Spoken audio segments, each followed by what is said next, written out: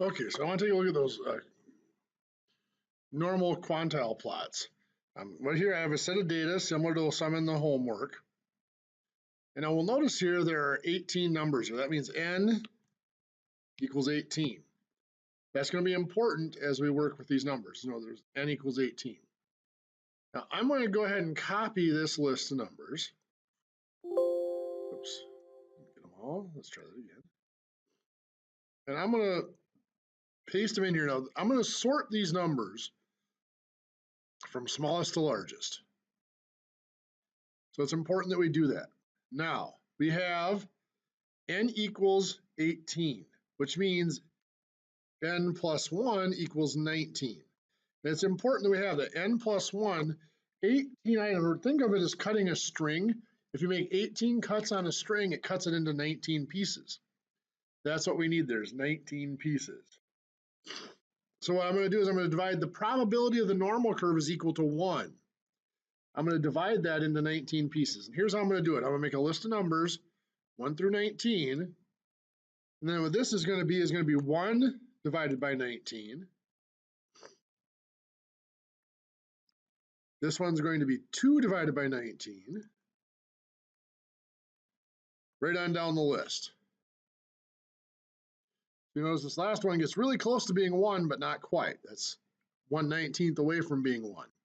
So I have those values. Those are probabilities under my normal curve. If I can draw my normal curve in here, what I've done is I've taken this area of the normal curve, which equals 1 total, and I've divided it into 19 little areas. Each area has a value of 1/19th, or that decimal 0.052632. I need to find the z-score that corresponds to that now. Well, to do that, I'm just going to use a norms inverse. Notice it's norms with an S. That's saying this is the standard normal curve that I'm using. So the mean equals 0, standard deviation equals 1.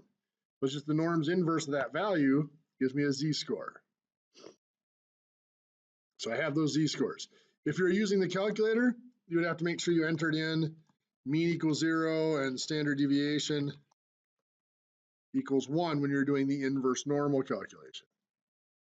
So this set right here needs to be plotted along with my set of my data values, sorted again from smallest to largest. So let's see if I make a scatter plot out of those. And there it is. So you can see on the x-axis, I have my data values. On the y-axis, I have the inverse normal values that correspond with that position. You can see my line looks my plot looks very close to a straight line. The closer it is to a straight line, that means the more normal the data is, or the closer to a normal distribution the data is. So this one's relatively close to a straight line. That means it's close to being normal. It's not perfect, but it's close. So that is the norm quantile plot and how you find those z-scores. If you have any other questions, please let me know.